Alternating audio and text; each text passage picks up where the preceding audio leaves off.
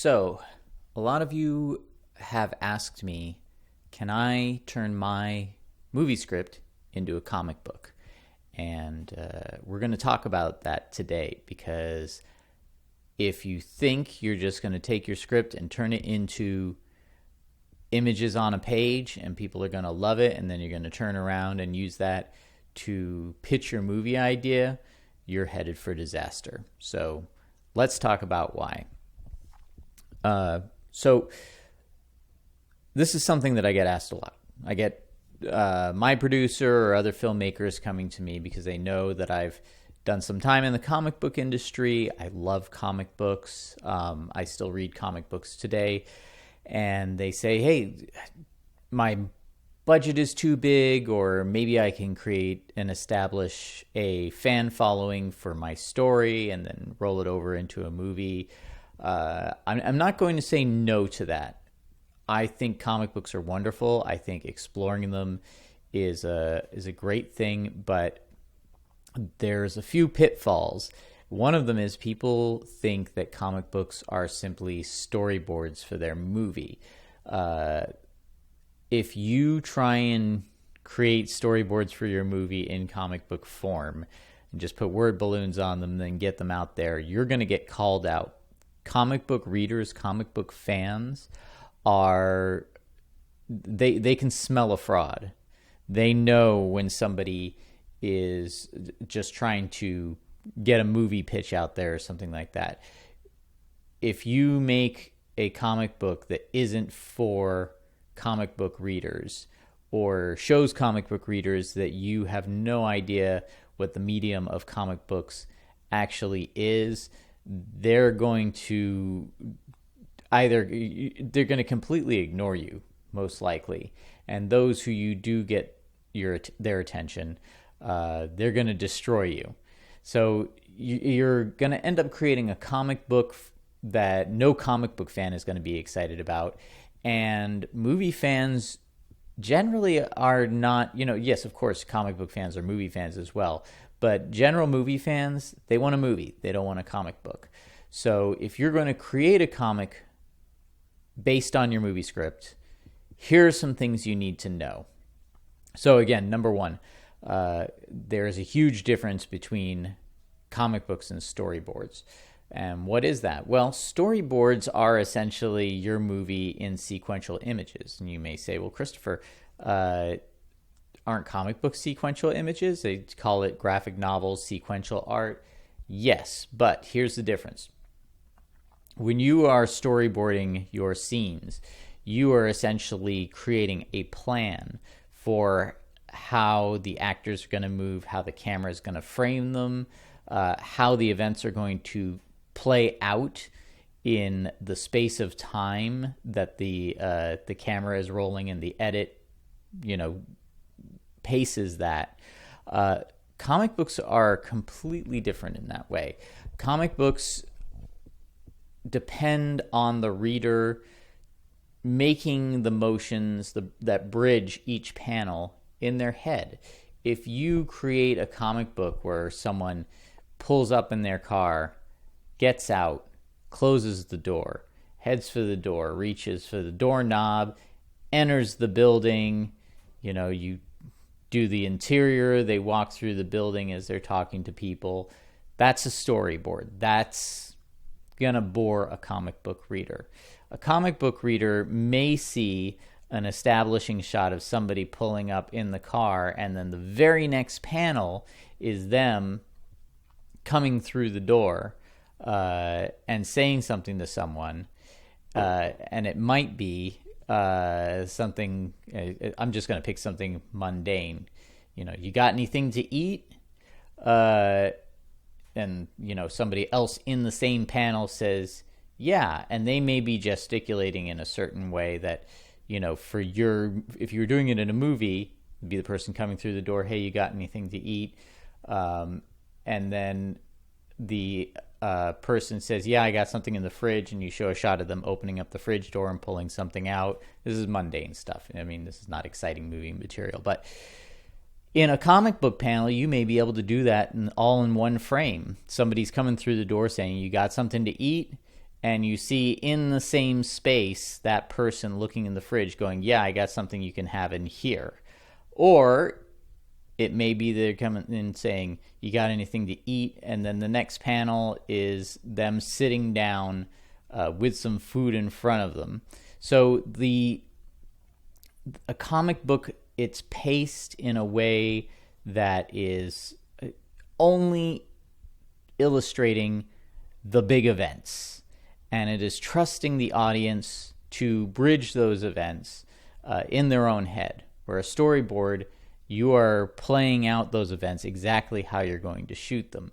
So if you put storyboards on in a comic book, essentially what you're doing is creating what Alan Moore once stated was a movie that doesn't move. It's very boring. Comic books get way more informational bang for their buck in each panel because they are able to allow the audience to bridge that gap. That's part of the language of comic books. So number two, the very obvious thing about creating a comic book versus creating a movie is anything you do in a comic book takes up space on a page. Whereas with a movie, if you have sound effects planned, well, that's, your storyboards. Yes, you can put the sound effects in your storyboard, and you can put the word balloons in your storyboard. But the thing that you want to keep in mind is that in a comic book page, that becomes part of the art. That becomes part of the composition. That becomes part of what leads the audience's eye through the page. So if somebody speaks, that takes up space on the page, and the word balloon should be placed in a way where the eye can logically follow it. Sometimes, and a lot of times this is generally true, but people tend to think about word balloons, if they don't have experience with the language of comics, as just reading left to right. Yes and no. Word balloons can be placed in certain ways where they lead the eye around the panel and the page. So there's a compositional element in there. The same goes with sound effects. Same goes with I don't know if you can hear those sirens, but this is what you get for recording in a garage, is any street noise. So where was I? Anyway, and yes, anything you do on the page is going to take up space. So you want to make sure that your compositions are arranged to accommodate that. Where with storyboards, the composition is arranged, again, to what the camera is going to shoot. So if you're adding in word balloons or stuff like that, it really just kind of feels like, tacked on after the fact. And again, the audience senses that. Comic books are very well crafted. Every bit of sensory information is portrayed visually on the page. That's sound effects, that's vocalizations, any dialogue, things like textural things. It's kind of hard to explain, but it's like you're not just creating drawn actors on the page, but you are you have to understand the kind of visual breakdown of what creates a sense of impact. In a storyboard, if somebody gets punched, you're essentially doing the motion that will then be interpreted by a stunt person of a punch. So you just have a very average punch. But for a comic book, there are different stylistic ways to portray an impact. It may be a sound effect. It may be, the way that the punches in there. Moves in comic books also are kind of like animation. They're more exaggerated, but they'll be accepted as realistic. So I remember Eddie Campbell, when I saw him at San Diego Comic-Con, saying in a movie, if somebody forgets something and slaps their forehead, they just slap their forehead. In a comic book, if somebody slaps their forehead, they slap it and they do it tilt way back, this exaggerated thing. And these are elements that comic book artists constantly play with to evoke emotional responses from their audiences using different jagged lines, smooth lines, gradients, color, all things that you can think about in movies but don't operate in the same way, especially when it comes to the kind of lines you use, or if you choose to paint something, or all of these are choices. Now, that being said, of course, you're saying to yourself, well, yeah, I can do all that stuff. I can take my script and turn it into a comic book. You also have to think in terms of how do people read a comic book versus how people watch a movie. If you are just planning to have them go through the camera motions, of your storyboards, again, people are going to get very bored because there's a lot of effort to turn page after page of people walking from here to there. Or, perfect example again is fight scenes. In a comic book, fight scenes can be shown as some really great dynamic poses, really great moments that are almost illustrations. Well, they are illustrations, but they're almost individual illustrations portraying moments in a fight that can be viewed individually and appreciated, whereas fight scenes in a movie are all motion. The action and excitement comes from watching these motions unfold. But again, with a comic book, you have key moments in a fight, and the audience bridges the rest themselves. So here's the other big thing. And I hope you see what I'm getting at here is that, yes, you can turn your comic script into a comic book, but you can't just take the script pages and illustrate them and say that's a comic book.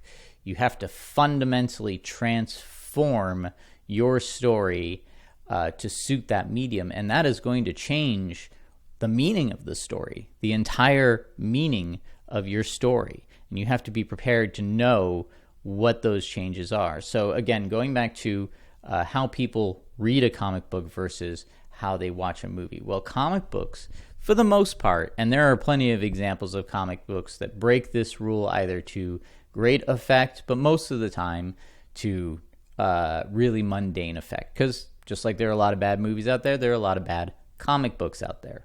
So people watch a movie, it's 90 minutes, usually 3 acts.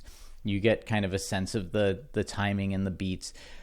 Comic books can be as long or as short as you want them to, but they do actually have story structure, just like movies do, but they're generally incumbent on the act of turning the page. This is a very important thing now. I believe it was Stan Lee, maybe it was Jack Kirby, maybe it was a bit of both of them, but I want to say it was Stan Lee. But I believe he said something like, look, it's simple. It's threes, all right? And this is how I write comic books. I'm not saying that everybody has to write comic books this way, but I want you to think about it in this terms. So threes. First, start with 3 panels, like the Sunday comic strip, okay? So the first panel, what that does is that sets up your thought, your idea. What is it that the audience expectation should be? So in a Garfield comic, it's like, hey, maybe today's not going to be so bad. So the second panel moves the thought along. So again, in a Garfield comic, I don't know, something bad happens. I don't know. Anvils are more Warner Brothers, but yeah. Say like Odie comes running past and like tramples right over him, and you see him in the act of being trampled, and the blanket in his little bed, and his Pookie Bear is flying everywhere, and that sort of thing. And then so that moves the story along, and it kind of also sets up the story problem. All right, it's kind of causing a little flaw in his expectation. So the third panel completes the thought, and it also kind of gives you a cliffhanger to move things along. So, again, with Garfield, you see him all messed up and he's lying on the ground, and his bed is upside down, and on the wall you see a calendar, and it's all crossed off to a certain point, and the point that hasn't been crossed off or has been crossed off, I'm not sure which, is Monday. And then he goes, "Oh darn, it's Monday." I don't know. It's been a while since I've looked at a Garfield cartoon strip, but you get the idea. So set up, move along, conclusion, just like a 3-act structure, and then you set up for the cliffhanger. Now, a lot of comic books, most notably Alan Moore's Watchmen, follow this formula pretty faithfully. You can sometimes do it with 4, sometimes do it with 2. It depends on how you want the action to go. But essentially what you are doing is you're doing little mini 3-act structures with the panels. Then, again, Alan Moore's Watchmen being a great example, who usually did 9-panel grids. 1 would be the setup, the second 3 would be the moving along of the idea, and the third would be the conclusion with the cliffhanger. So now you've got 3, and then you've got three of 3 sets, and then so think of it in terms of, you open up a comic book. Well, what's happening is you've got the first page, which is on your let's see. Well, I won't. Screens are flipped and that sort of thing, but. So the first page you open it up, it's going to be on your right-hand side. So when you get down to the bottom of these 3 sets of 3 panels, so 9 panels, you get a little cliffhanger. You turn the page, there's your reveal, and then you do it again. And then by the time you get to the 3rd page, you've got a cliffhanger. So you turn that page, and then there's the new idea. So it's a constant of setting up, moving along, giving a conclusion, and then having that conclusion have a little bit of a cliffhanger to get you to go to the next panels. And when you're down to the next panels, it gets you to turn the page, and then you've got 2 more pages in front of you. And by the time you get to that 3rd page, then you turn the page again. By that time, you've got a new cliffhanger, conclusion and cliffhanger, and you turn the page. So now you're dealing with sets of 3 pages. So what is that? 3, 6, and then what I like to do is I like to actually do 2 end caps. So I generally think of stories in 3 acts in 8 pages. And comics are generally, sometimes they're 22 pages, sometimes they're 24 pages. It depends on how you want to set it up. Like I said, everything is different. But essentially, I'm keeping the page turning by giving you the setup, the moving along of the thought, and then the conclusion with the cliffhanger. So every time you come to a cliffhanger, you either have to jump up to the next page or turn to the next page for a big reveal.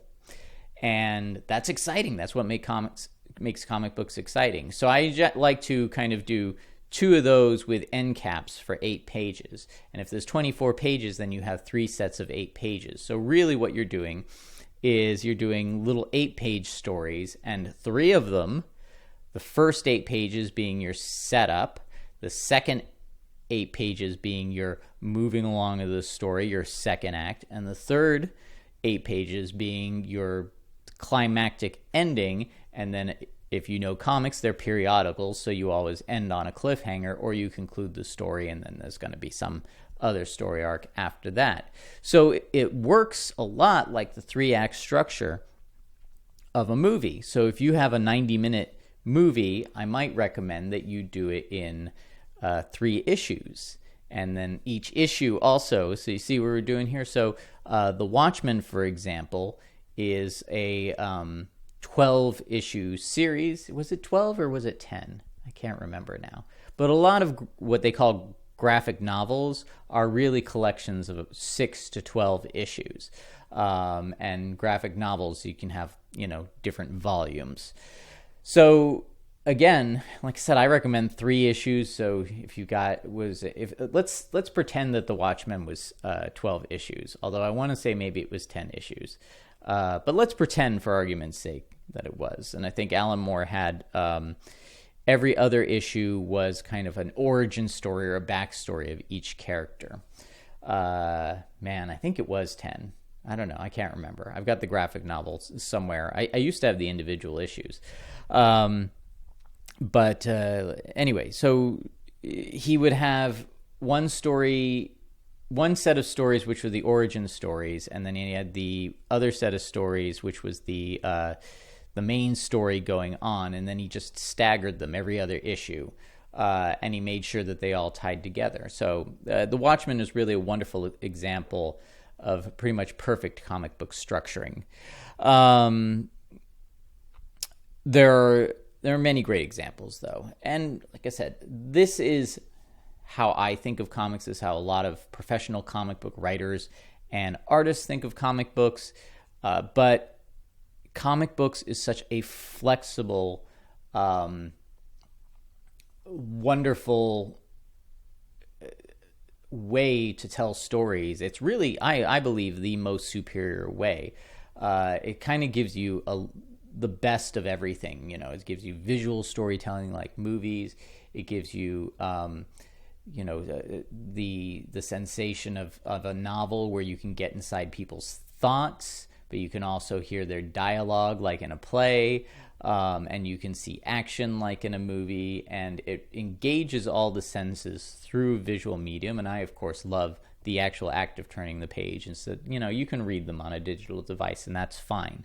But you need to understand all these things before you decide you're going to turn your story into a comic book. It is not just the act of taking your script and having it drawn out.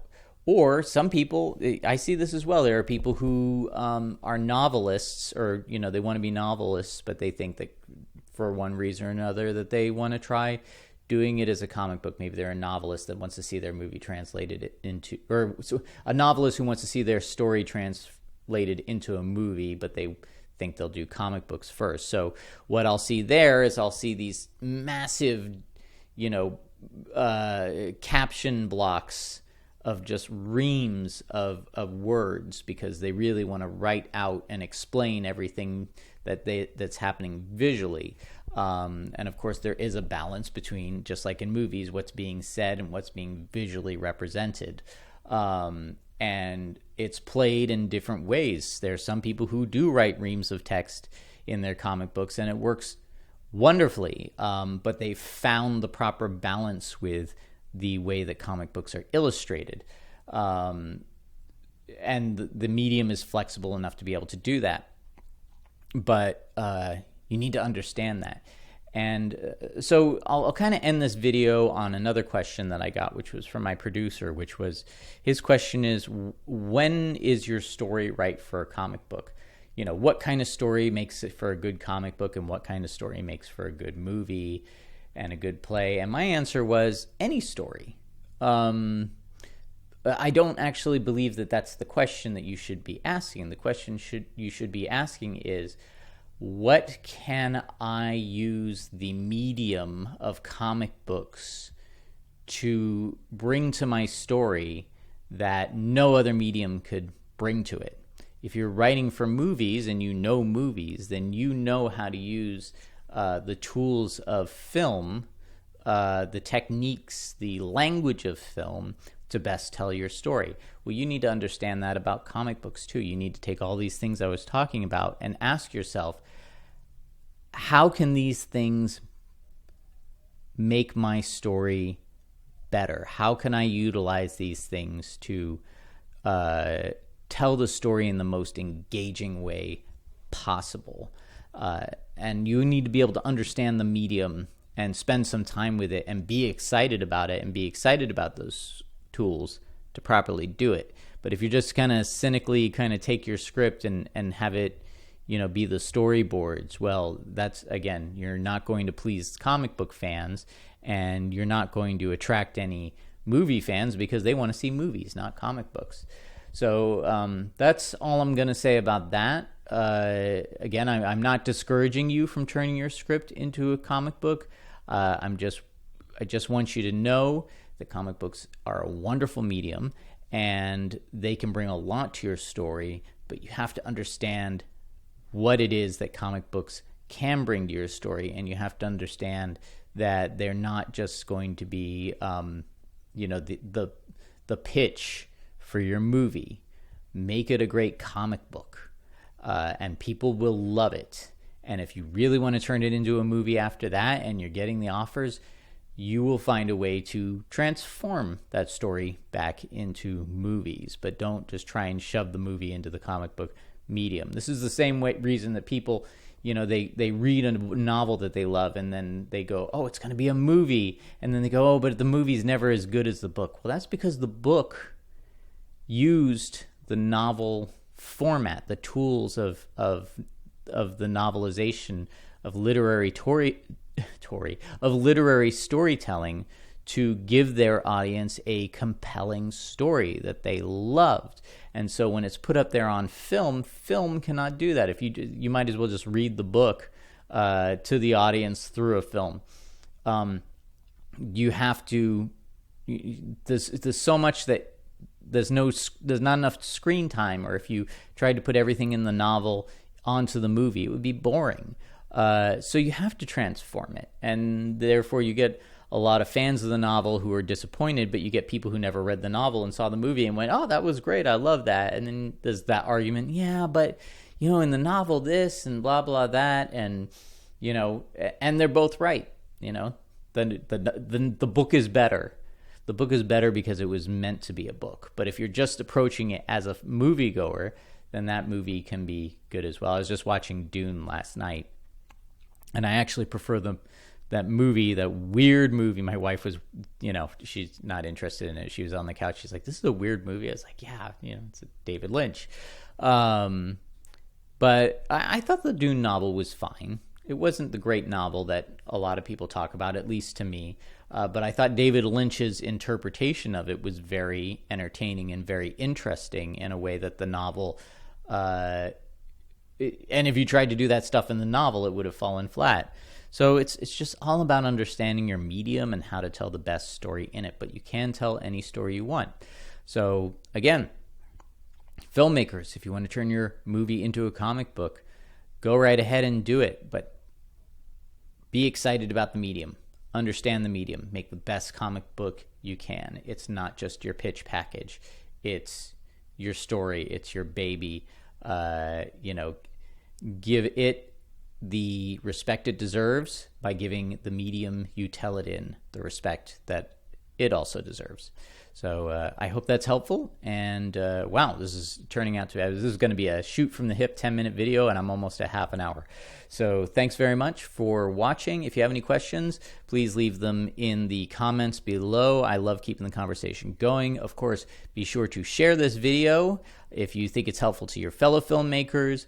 Like the video, subscribe, hit the bell for notifications, and I will be back with more soon. Oh, and also, link in the description to my filmmaking group, Backyard Indies, as well as all my social media, so be sure to follow me there. And yeah, let's keep telling great stories, making content, and all that stuff. Oh, be sure to check out my other videos. All right, bye.